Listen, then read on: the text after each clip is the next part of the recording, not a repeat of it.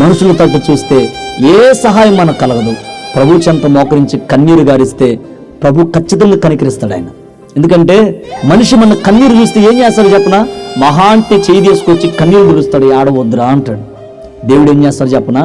ఆ కన్నీటిని అలా పట్టుకొని, నేను చెప్పే బైబిల్లో మాట, ఇదిగో ఒక బుడ్డిలో దాచి ఆ కన్నీటికి కూడా ప్రతిఫలం ఇస్తాడు ఆయన. ఎంత కన్నీరు గార్చాము దేవుని సన్నిధిలో. ఇంట్లో కూర్చొని మనుషుల ముందు కన్నీరు గార్చిన దినాలు ఉన్నాయి, కానీ ప్రభు సన్నిధానంలో ప్రభు సన్నిధిలో ఒంటరిగా ప్రార్థన చేసి కన్నీరు గార్చిన అనుభవాలు నీ జీవితంలో ఉన్నాయా? ఏ రోజైనా నా కుటుంబం ఇలాగ అయిపోతుంది, ఎందుకు నాకు ఈ కుటుంబ సమస్యలని ఏ రోజైనా ప్రభు తట్టు చూసి నీ సమస్యను పంచుకున్నావా? ఒకవైపు నా భర్త ఇలాగ అయిపోతున్నాడు, ఒకవైపు నా పిల్లలు ఇలాగ అయిపోతున్నారు, ఒకవైపు నా పిల్లలు వయసులో ఉన్నా కూడా వాళ్ళు సరిగ్గా చదవలేని పరిస్థితుల్లో, లోకంలో ఉన్న పరిస్థితుల్లో వాళ్ళు వెంటాడుతుందని ఏ రోజైనా ఆలోచించి మోకరించి కన్నీరు గార్చి ప్రార్థన చేసేవా? నా కుటుంబానికి శ్రమలు వస్తున్నాయి, నాకే కష్టాలు వస్తున్నాయని 10 మందితో చెప్పుకొని, లేక సేవకుందో చెప్పుకొని ఏడుస్తున్నావు, కానీ ప్రభుతో చెప్పుకొని ఏడ్చిన దినాలు నీ జీవితంలో ఉన్నాయా?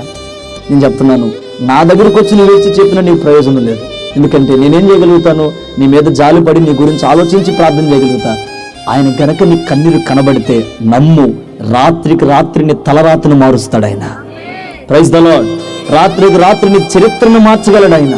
అందుకే నేను అంటాను, నీ కన్నీరు మనిషి చూడాలని చేయి. మాకు ప్రభు తట్టు కన్నులెత్తి ప్రభు చెంత మోకరించి చూడు.